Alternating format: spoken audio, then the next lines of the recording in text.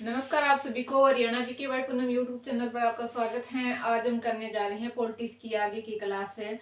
लोकसभा के बारे में हमें चर्चा करेंगे। पिछले वीडियो में हमने कवर किया था राज्यसभा और संसद के बारे में। क्या पढ़ा था संसद के अंदर, संसद क्या होती है, संसद के होते हैं 3 सदन, कौन कौन से बताए थे मैंने। राष्ट्रपति, लोकसभा और राज्यसभा के बारे में बताया था।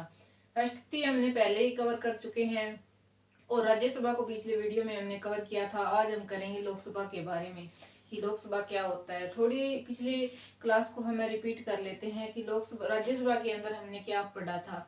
राज्यसभा किस अनुच्छेद के तहत आता है, 80 अनुच्छेद के तहत होगा। किसका राज्यसभा का गठन किया जाएगा, इसमें कितने सदस्य थे, अधिकतम सदस्यों की संख्या हो सकती है 250 और फिलहाल कितने हैं 245 सदस्य है, जिनमें से 12 सदस्य कहाँ से है, यूटी से 12 सदस्य रहेंगे जो राष्ट्रपति द्वारा मनोनीत किए जाते हैं और बाकी जो बचे हुए हैं 233 सदस्य वो यूटी प्लस स्टेट से मिलकर आएंगे, चुन कर आएंगे। आज हम पढ़ेंगे आगे अभी किसके बारे में, लोकसभा के बारे में। क्या रहेगा आज का टॉपिक हमारा लोकसभा के बारे में। और क्या बोला जाता है लोकसभा को, क्या बोला जाता है, हाउस ऑफ, क्या बोला जाता है, हाउस ऑफ द पिंपल। क्या बोला जाता है, हाउस ऑफ द पिंपल किसको बोला जाता है, लोकसभा को। और क्या क्या नाम रहेंगे, लोकप्रिय सदन। लोकप्रिय सदन क्यों बोला जाता है, क्योंकि इसके अंदर सदस्यों का प्रत्यक्ष चुनाव होता है और जनता के द्वारा चुन कर आते हैं, उनसे क्या बनती है, लोकसभा बनती है। और किस अनुच्छेद के अंतर्गत आता है ये, 81 अनुच्छेद के अंतर्गत लोकसभा का गठन करेंगे, हम कर सकते हैं। और क्या क्या नाम दिया गया है, उपनाम क्या रहेंगे, किस किस नाम से लोकसभा को पुकारा जाता है, क्या कहा जाता है, उन सदन किसको कहा जाएगा। उन सदन हमने पढ़ा था राज्यसभा को। तो लोकसभा को क्या कहा जाता है, निम्न सदन कहा जाता है। क्या कहा जाता है, निम्न सदन। और क्या बताया था मैंने कि जनता द्वारा निर्वाचित होता है, इसीलिए इसको जनता का सदन भी कह सकते हैं और लोकप्रिय सदन भी यही माना जाता है। क्या, लोकप्रिय सदन, लोकप्रिय सदन। और जनता के द्वारा निर्वाचित होकर डायरेक्ट आते हैं इसके अंदर सदस्य, तो इसे जनता का सदन भी कहा जाता है। और क्या कहा जाता है, 27 दिन बोला जाता है। किसको बोला जाता है, 27 दिन राज्यसभा को बोला जाता है। लेकिन लोकसभा 5 वर्ष के लिए निर्वाचित होते हैं और बाद में दोबारा चुनाव होते हैं, तो इसीलिए ये भंग भी हो सकती है, इसीलिए इसको बोला जाता है अस्थायी सदन, अस्थायी सदन। और 27 दिन किसको पढ़ा था हमने, राज्यसभा को पढ़ा था। ये तो हो गए इसके उपनाम। अब हम बात करते हैं इसकी कि लोकसभा के अंदर चुनाव कैसे होता है, चुनाव के बारे में पढ़ेंगे। इसके अंदर हम टॉपिक टू टॉपिक याद करेंगे। निर्वाचन कैसे होता है, लोकसभा का निर्वाचन कैसे होता है, ये तो हो गया पॉइंट 1। 2 के अंदर हम इसके अंदर डायरेक्ट चुनाव होता है, प्रत्यक्ष चुने जाते हैं सदस्य। क्या, डायरेक्ट चुनाव होता है, प्रत्यक्ष निर्वाचन, प्रत्यक्ष निर्वाचित होकर आते हैं सदस्य इसके अंतर्गत। 2 के अंदर क्या रहेगा कि सार्वभौमिक मत, मतलब इसके अंदर ऐसे नहीं दिया कि 50% आए या इतने परसेंट आए। इसके अंतर्गत क्या है, जो सदस्य, जिसके सदस्य के सबसे ज्यादा वोट आएंगे वो ही जीत कर क्या आएगा, लोकसभा के अंदर आएगा। तो सार्वभौमिक मत के आधार के ऊपर इसका होता है, सार्वभौमिक मत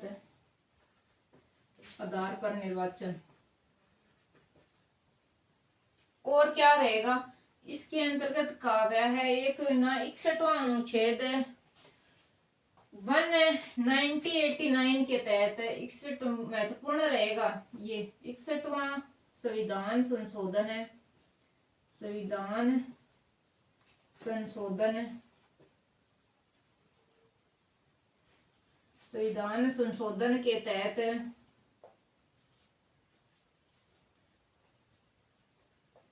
संविधान संशोधन 1989 के तहत क्या किया गया है कि जिस भी बच्चे या वयस्क का आधार माना गया है वे 18 वर्ष की जिसकी आयु होगी उससे वो क्या कर सकता है, वोट डालने का अधिकार होगा। जिसकी आयु 18 वर्ष रहेगी उसको क्या है कि वोट डालने का अधिकार है।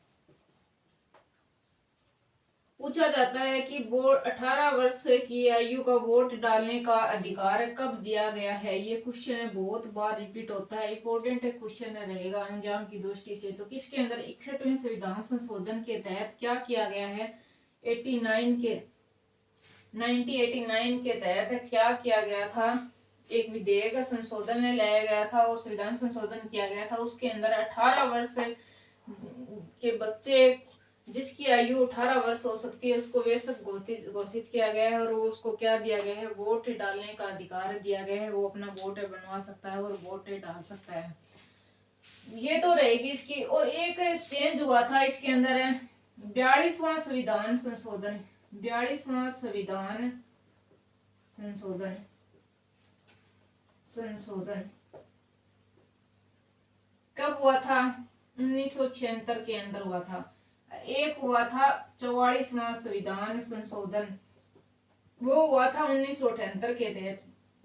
इसमें क्या किया गया था, संविधान लोकसभा की जो लोकसभा के सदस्यों का कार्यकाल किया गया था, मतलब 6 वर्ष से किया गया था। किस संविधान संशोधन के तहत भी लोकसभा का कार्यकाल रहेगा 6 वर्ष। 42वां संविधान संशोधन 1976 के तहत किया गया था। लेकिन बाद में क्या किया गया था, 44वां संविधान संशोधन 1978 के तहत इसको दोबारा कर दिया गया था। मोरारजी जी देसाई की सरकार के अंदर कितना कर दिया था, वापस से 5 वर्ष से कर दिया गया था।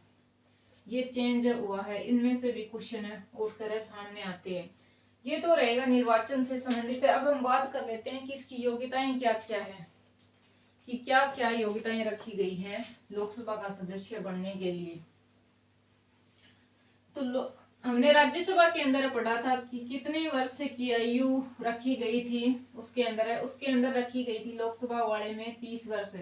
और राष्ट्रपति और उपराष्ट्रपति और राज्यपाल तीनों के बनने के लिए कितनी है, 35 वर्ष रहेगी। और प्रधानमंत्री के बारे में, क्योंकि वो लोकसभा का क्या होता है, लोकसभा का नेता किसको कहा जाता है, प्रधानमंत्री को कहा जाता है। तो उसकी आयु 25 वर्ष का व्यक्ति भी प्रधानमंत्री बन सकता है। अब हम बात करते हैं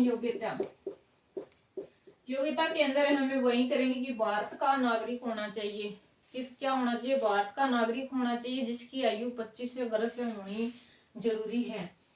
एक तो रहेगा भारत का नागरिक, और क्या, उसकी आयु 25 वर्ष होनी चाहिए। और क्या, किसी भी लाभ के पद पर ना हो और दिवालिया वगैरह नहीं होना चाहिए, मानसिक रूप से सही होना चाहिए। ये 4 रहेगी इसकी योग्यता के अंदर से। अब हम मेन पॉइंट के ऊपर चलते हैं कि इसके सदस्यों की संख्या कितनी होगी, लोकसभा के सदस्यों की संख्या कितनी होगी, उसके बारे में बात करते हैं हम। राज्यसभा वाले में पढ़ा था कितनी थी, 245, और अधिकतम कितनी हो सकती है, 250। अब हम बात कर लेते हैं लोकसभा के बारे में कि संविधान के अंदर लोकसभा की सीटों का वर्णन किया गया था।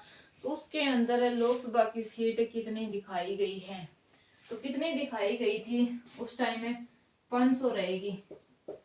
500 कहाँ पे थी, हमें संविधान के अंदर संविधान बनाया था उसी टाइम क्या थी, 500 थी सीट। उसके बाद की बात कर लेते हैं, अब कितनी है, 552 दिखाई गई है। अब 552 कब की है, अधिकतम रहेगी ये।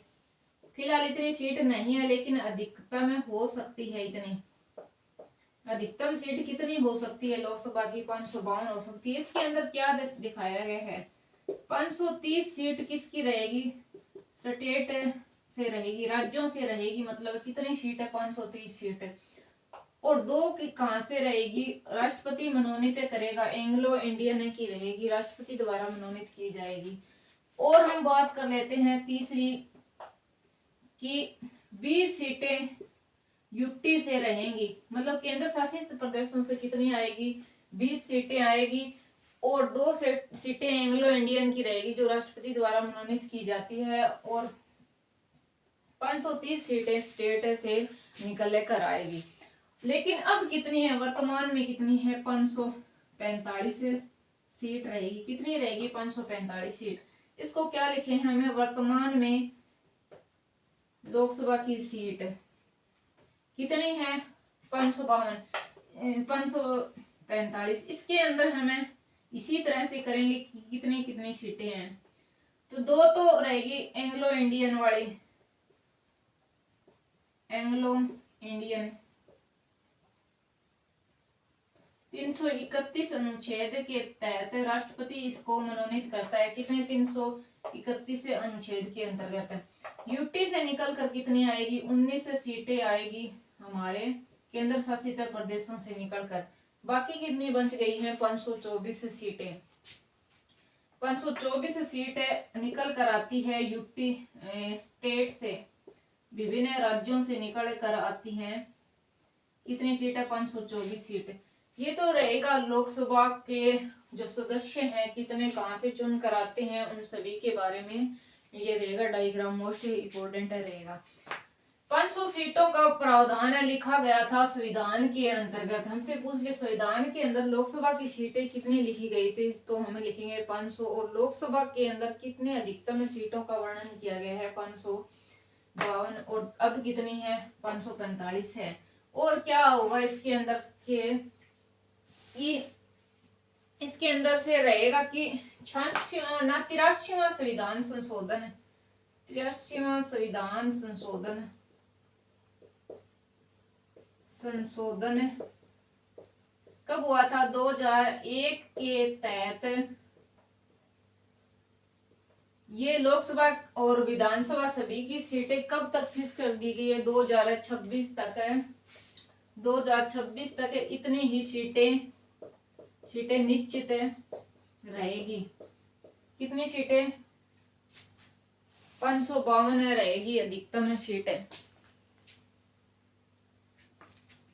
ये 84वां संविधान संशोधन, 83वां संविधान संशोधन नहीं, 84वां संविधान संशोधन 2001 के तहत लोकसभा तथा विधानसभा की सीटें 2026 तक क्या कर दी गई है, परिसीमन आयोग के द्वारा फिक्स कर दी गई, निश्चित कर दी है। उसके बाद में इन सीटों के अंदर क्या होगा, चेंज होगा।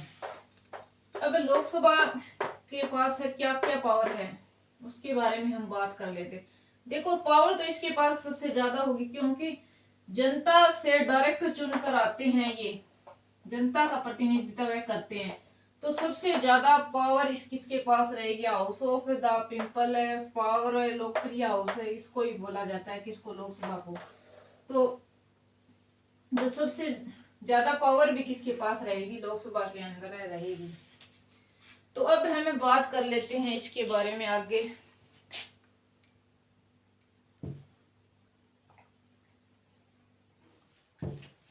इसके कार्यकाल के बारे में हमें बात कर लेते हैं। कार्यकाल कितना रहेगा, लोकसभा का कार्यकाल होता है 5 वर्ष। कब कितना होता है, 5 वर्ष रहेगा कार्यकाल। अगर यह अपना बहुमत खो देती है, अगर लोकसभा अपना बहुमत खो देती है तो इसे समय से पहले ही भंग किया जा सकता है। कब बहुमत खो देती है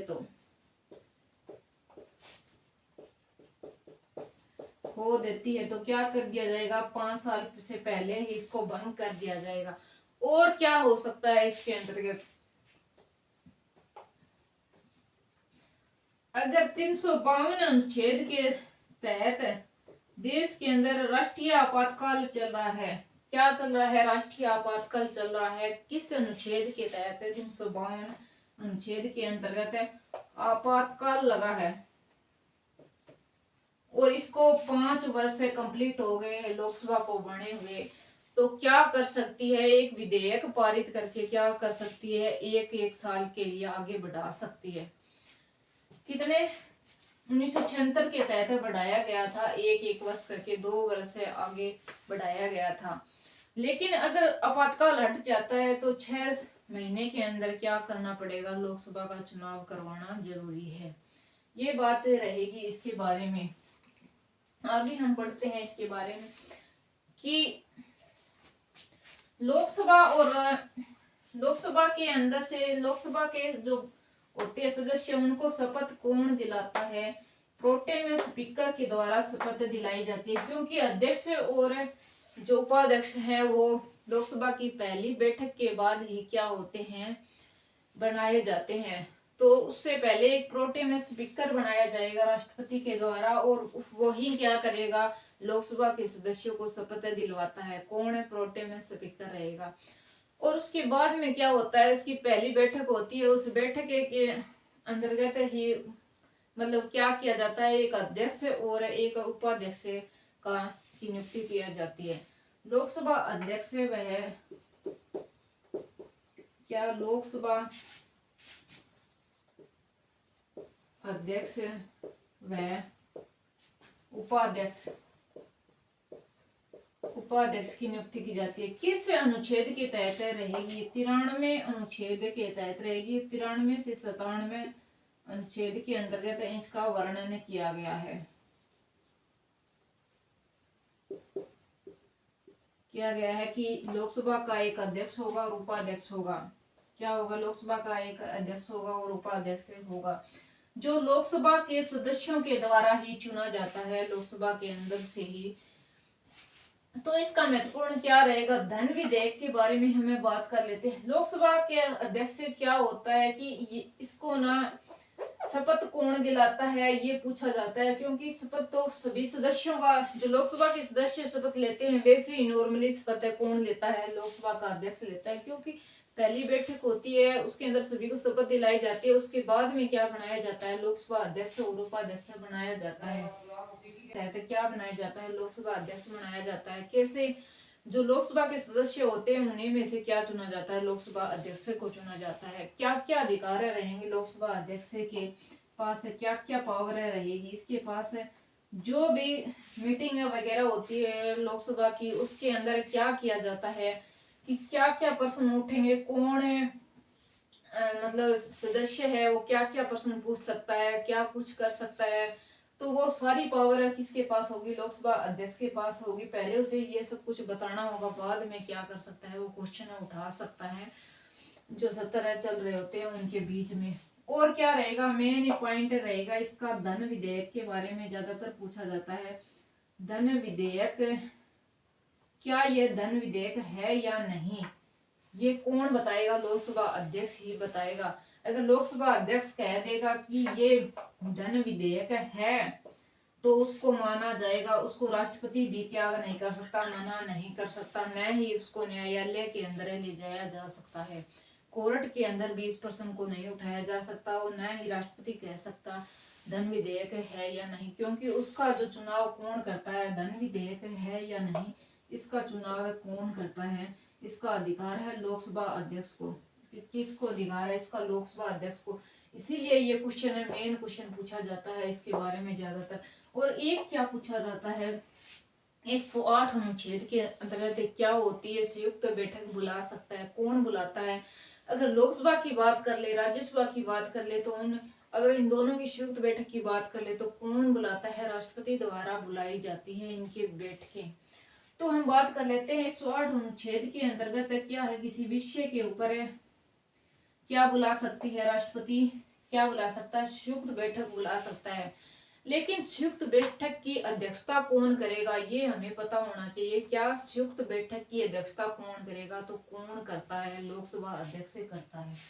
लोकसभा अध्यक्ष के द्वारा क्या की जाएगी, लोकसभा अध्यक्ष के द्वारा ही क्या की जाएगी, संयुक्त बैठक की अध्यक्षता की जाएगी। ये रहेगा इसका मेन पॉइंट, ज्यादातर पूछा जाता है। ये दो क्वेश्चन इसके अंदर से ज्यादातर पूछा जाता है। एक शपथ वाला पूछा जाता है, शपथ के अंदर कौन है, एक लोकसभा सदस्य के नॉर्मल सदस्य के रूप में क्या लेता है, ये शपथ लेता है। और बात कर लेते हैं कि ये जो अपना त्याग पत्र देता है, क्या देता है, त्याग पत्र किसको देता है, लोकसभा अध्यक्ष अपना त्याग पत्र किसको देगा, उपाध्यक्ष को देगा, और उपाध्यक्ष लोकसभा अध्यक्ष को अपना त्याग पत्र देगा, न कि राष्ट्रपति को देगा। ये खास बात है, इन दोनों की याद रख लेना।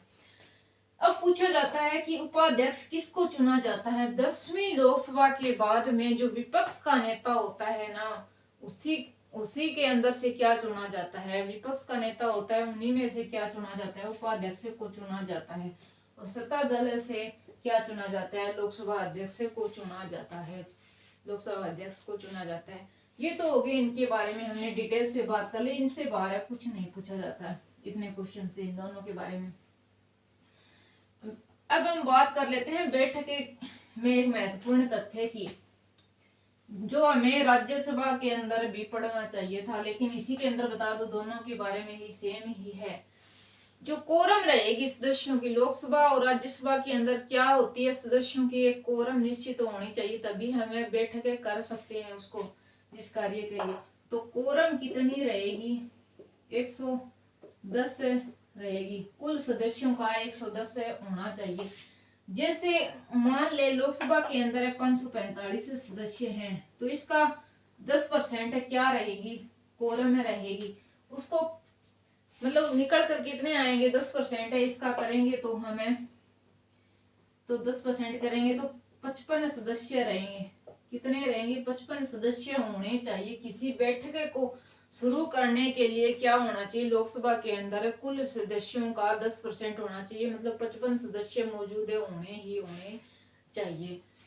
और इसी तरह से सेम है 10% है, जो 245 है उसका 10% रहेगा, मतलब 25 सदस्य होने ही होने चाहिए राज्यसभा के अंदर किसी भी मीटिंग को स्टार्ट करने से पहले। ये तो रहेगा इसके बारे में। लोकसभा को लोकप्रिय सदन बोला जाता है। और क्या रहेगा, 5 वर्ष से इसका कार्यकाल रहेगा। और 81 अनुच्छेद के अंतर्गत इसकी क्या होती है, नियुक्ति होती है। मतलब 81 अनुच्छेद के अंदर, संविधान के अंदर इसका वर्णन किया गया है कि भारत के अंदर संसद में लोकसभा का गठन किया जाएगा 81 अनुच्छेद के अंतर्गत, और 80 के अंदर राज्यसभा का गठन किया जाएगा। तो चलो हमने कंप्लीट किया लोकसभा के बारे में। आगे मिलते हैं नेक्स्ट वीडियो में। तो वीडियो अच्छी लगी तो शेयर करना, लाइक करना। थैंक यू, मिलते हैं नेक्स्ट वीडियो के अंदर। चलो एक शायरी सुना देती हूँ मैं। छू ले आसमान जमी की तलाश ना कर, छू ले आसमान जमी की तलाश ना कर, छू ले आसमान जमी की तलाश ना कर, जी ले जिंदगी खुशी की तलाश ना कर, तकदीर बदल जाएगी अपने आप, मुस्कुराना सीख ले वजह की तलाश ना कर, तकदीर बदल जाएगी खुद ही मेरे दोस्त, मुस्कुराना सीख ले वजह की तलाश ना कर। तो थैंक यू, मिलते हैं।